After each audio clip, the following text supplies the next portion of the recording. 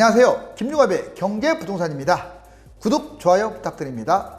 현 정부 들어서 계속 뛰기만 하던 집값 때문에 무주택자들과 젊은 층의 분노가 하늘을 찌르고 시민단체들이 나서자 결국 대통령이 처음으로 부동산 특단 대책을 취하는 등 향후 집값 하락 반전의 중요한 계기를 마련하였습니다.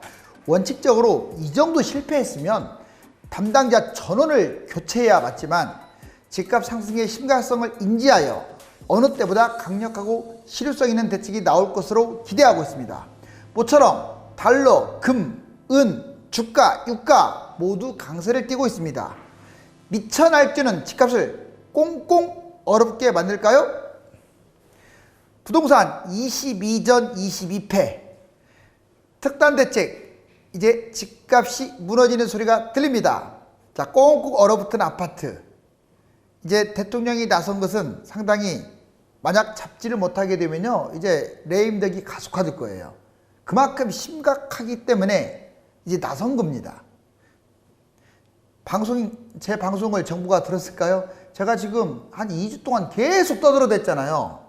그냥 보통 정도면 떠들어대지 않습니다. 매물도 없고 자꾸 뛰고 이러다가는 난리 날 것 같으니까 이 얘기를 했는데, 역시 경실련, 참여연대, 자, 정의당, 통합당 뭐 할 것 없이 모두 들끓고 일어나니까 대통령이 나선 거예요. 제 방송은 선도적인 역할을 합니다. 어느 좌로 우로 치우치지 않는 중도를 표방하고 있습니다. 자, 대통령 특별지시, 그럼 어떤 내용이 지금 담겨져 있을까요? 먼저 다주택 투기 세력 분명히 이렇게 못을 박더라고요. 종부세 강화, 강력한 대책 마련. 자, 종부세 대충 어설프게 40% 올리고 이거 갖고는 통하지도 않습니다. 이제 정부가 바짝 차려요, 정신. 이제는 파격적이지 않으면요, 내성이 길러져 가지고 이 바이러스 균이 내성을 길러서 예전보다 조금 강도 높아 갖고는 먹히질 않아요. 이제는 강력하게 때려야 돼요.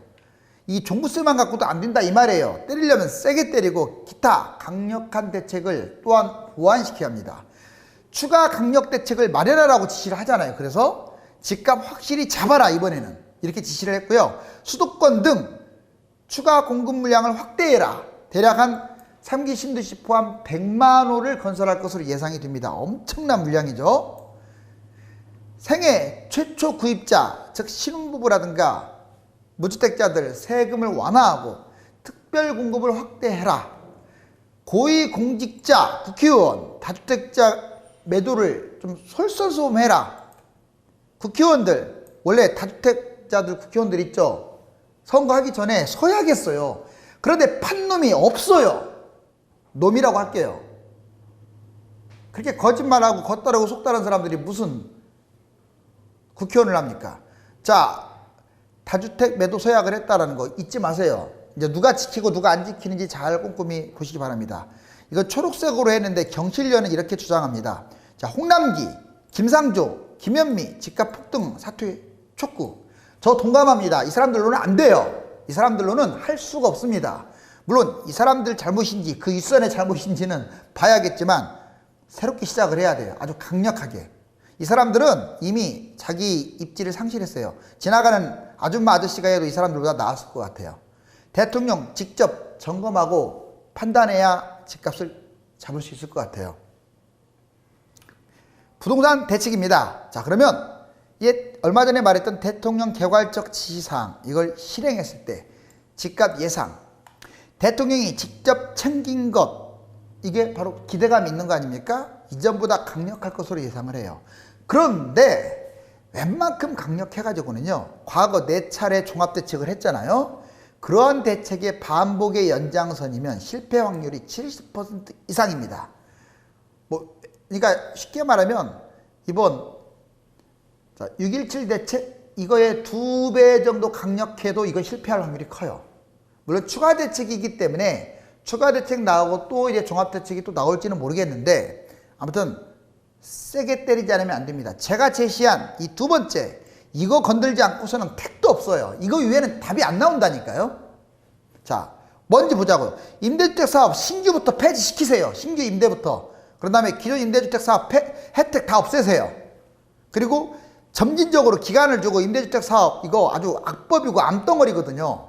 지금이라도 없애야 됩니다. 뭐 이게 전셋값에 좋은 영향을 준다고요?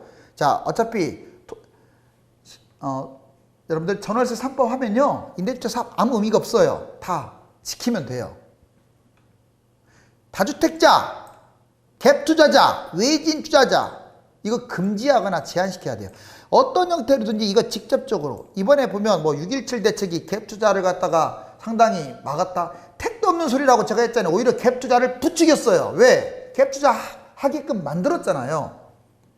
전세 대출만 못 받게 한 거지. 왜 거짓말합니까? 이제는 제대로 해야 돼요. 그리고 토지거래 허가제 할 수 있다면 전국으로 확대해버리고요. 핀셋 하지 마세요. 공시지가 현실화, 세금 강화 이거를 한꺼번에 다 하라는 얘기가 아니에요. 딴 치고 가시라고요. 집값 언제까지? 집값이 원상복귀까지 되는 그날까지. 대책을 세우지 말고 시장 흐름에 맡기라 이런 사람들이 있는데, 이런 사람들은요, 잘 보세요. 집값 끝없이 지금 폭등하니까 사실 대책이 오히려 역효과가 된 경우도 많은 건 맞아요. 그렇지만 만약 이랬다면요, 이렇게 지금 놔둔다면 투기 세력들이 가장 좋아하는 말로 집값 대폭등할 거예요. 한번 내기 한번 해볼까요? 지금 정부가 아무 대책도 안 세우고 가만히 있다. 난리 납니다, 집값. 그렇다고 해서 지금 정부가 집값 잡는다 이걸로 그것도 난리 나는 건 마찬가지예요. 그럼 어떻게 하느냐? 아까 제가 말했던 이 두 번째 사항을 어떤 형태로든지 짚고 넘어가야 돼요. 글쎄요, 대통령은 개괄적으로만 이렇게 지시를 했는데 솔직히 까놓고 얘기한다면 아직도 이 개괄적 사항만 갖고는 택도 없이 부족해요. 택도 없이 부족하다고 분명히 말씀드렸어요. 자, 과거 3년간 대책에 대한 내성이 강해져 가지고 집값 폭등을 했기 때문에 그 비아냥조로 이제 국민들이 아마 이런 말을 할 거예요. 시장 흐름에 맡겨라. 진짜 그런 생각을 갖고 있다면 그 사람은 부동산의 부자도 모르는 사람이죠. 아니면 투기하려고 작정을 한 사람이거나. 자, 등록세, 보유세, 종부세 강화하고 양도세는 낮추라. 이게 지금 원래 이래야 돼요. 이게 상식입니다. 그런데 거꾸로 가고 있어요. 양도세는 때리고 이건 약하게 만드니 다주택자들이 집을 사고 또 사고 그러죠. 자, 보세요. 등록세 대폭 강화해야죠. 무주택자는 현재 상태를 유지하거나 신혼부부는 좀 낮추는 방안도 고려를 하고, 자, 다주택자, 임대주택 사업자, 고가주택 이 사람들 지금 뭐 똑같이 4주택부터 4%, 아이 그런 게 어디 있습니까? 10%부터 누진으로 때려버려야 돼요. 10%부터 30% 때려도 이건 할 말 없습니다. 아니 5주택 10주택자가 집을 사는데 그거 투기고 완전 나쁜 짓인데 그 등록세 세게 때렸다고 항변하겠어요? 안 하지? 안 사면 되는 것? 그런데 왜 이걸 봐주냐고. 지들이 투기하려고 하는 거니까 그런 거 아니에요. 자, 등록세 강화시키세요. 이게 제일 강화돼야 돼. 사실 보유세, 종부세보다 다주택자 등록세를 강화하는 게 1번인 거예요. 그 다음에 보유세, 종부세도 대폭 강화하는 거 맞아요. 그래야 못 견디고 파는 거예요. 지금은 견딜 수 있으니까 안 파는 거야. 제 말 맞잖아요. 1주택 유지는 1주택은 그냥 그대로 유지시키고 다주택, 임대사업, 고가주택, 누진세 이거 공시지가 현실화도 당연히 해야 돼요. 공시지가는 뭐 40% 50%밖에 안 되는데 다주택 고가주택, 뭐 다주택, 임대주택 이런 것들 종부세, 보유세 때리면 얼마나 가겠어요. 현실화를 좀 시키고 난 다음에 세게 때려버려야 돼요. 그 다음에 양도세는 좀 완화했으면 좋겠어요. 지금 여러분 같으면 팔겠습니까? 집? 그것도 10년 동안 장기 보유를 해야 무슨 양도세 6월 달까지 말 같은 소리를 하라고 그래요. 양도세는 좀 완화해줘도 돼요. 어차피 지금 모자라는 것은 주택이니까. 부분 완화하시고 중과세 폐지시키시고요. 다주택, 임대사업, 고가주택 중과세 폐지시키고 좀 많이 팔 수 있도록 양도세는 완화시키고 이 앞부분 보유세에서 세게 때리면요 안 팔고 못 빼기잖아요. 그런데 양도세는 강하고 보유세는 별 볼 일 없으니까 보유하죠. 그 유치원도 아는 거 아닙니까? 여기 보세요. 공급 확대. 자, 서울 땅 제한적입니다. 공급 확대라는 말은 두 가지로 파악해야 돼. 첫 번째, 신규 공급 확대. 이거 아까 100만 호 얘기했죠. 그런데 이 신규 공급 확대보다 더 중요한 말이 뒤에예요. 다주택자, 임대주택 사업, 이 매물이 나오게끔 만들어야 돼요. 지금 가진 자 1%가 20% 매물을 가지고 있고요. 10%가 임대주택 사업 말하는 거예요. 10%가 무려 50% 넘게 집을 가지고 있는데, 이 사람들이 집을 다 가지고 있는데 분양을 하면 뭐합니까? 토해내게끔 만들어야죠. 그러려면 보유세를 엄청나게 때려버려야죠. 누진세로. 제 말 맞잖아요. 자, 공급 확대라는 것은 이 2번이 우선이 돼야 돼요. 1번이 차선이 되고, 자꾸 그린벨트만 없앨 생각하지 마시고 이 두 가지를 동시에 진행해야 합니다. 문 대통령 특별지시 4가지가 정리되면, 자, 집값 잡는 추가 대책 마련, 투기성 다주택자 종부세 강화, 수도권 등 추가 공급 물량 확대, 생애 최초 구입자 세부담 완화, 특별 공급 물량 확대. 자, 핵심은 잘 짚었어요. 그렇지만 이걸 세부적으로 아주 현격하게 강화하지 않으면 집값 또 올라갑니다. 연령별 자가 보유율 보시면 30대 39세, 자 33%, 49세 약 64.8, 59세 68.3, 60세 77.5. 나이 먹은 사람들은 집을 많이 보유했는데 젊은이들 집이 없잖아요. 지금 40이 다 됐는데 33.1로 오히려 줄었죠. 이러니 화가 나죠. 그러니 청약정쟁률만 날로 치솟고. 자, 이번 주에 감정원 시세 보니까 지금 전세 0.1 올라가고 있고, 자, 매매가 전번 주하고 지금 비슷하게 유지하고 있습니다. KB 시세 수도권 조금 꺾였어요. 이번에 6.17 대책이 약간의 효과를 보기는 했어요. 그런데 서울은 더 뛰었습니다. 사실상 서울 여러분들 돌아다녀 보세요. 전화해 보세요. 매물도 없어요. 그러니까 이번 대책이 좀 빨리 나와야 돼요. 그런데 수도권하고 경기도하고 인천은 조금 꺾였습니다. 자, 전국적으로는 아직도 올라가고 있고요. 5대 광역시 약간 꺾였는데 전반적으로 강세예요. 아직도. 그러니까 이거는 떨어졌다고 할 수 없어요. 이대로 가게 되면 또 엄청나게 치고 갈 가능성이 높습니다. 부동산 상승 소폭 누그러졌다. 서울 0.06, 강북 0.06, 강남 0.06, 경기 0.24, 인천 0.07. 자, 주요 지역 주가 매매 가격 변동률 보시면 대전 어때요? 확 줄었죠. 자, 청주 확 줄었죠. 자, 파주는 올라가고 김포는 조금 이제 다시 조정지형이 된다고 하니까 좀 줄기는 했어요. 상승폭이. 현금이 많아도 빚 없어도 손해. 어떻게 된 세상이 현금 갖고 있으면 바보가 되는 세상이 됐어요. 또 빚을 갖다 내지 않고 집을 사면 바보가 되는 세상이 됐어요. 그런 세상이 되면 안 되죠. 여기 보세요.